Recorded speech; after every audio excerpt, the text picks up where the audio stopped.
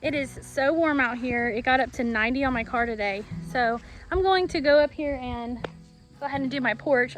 Threw my hair up. I put on sandals because my leather flats I had were making me sweat so bad. I can't even see to look at the camera, so I'm sorry, I'm squinting. Serenity, a holy peace.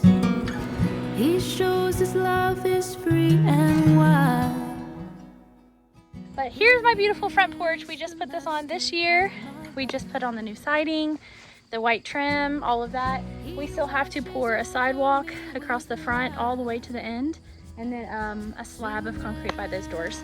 We also have to do a front porch step, so it might look funny because our door is kind of high, but we will be getting a step eventually. It's just, you know, life happens. So we got to be patient about that.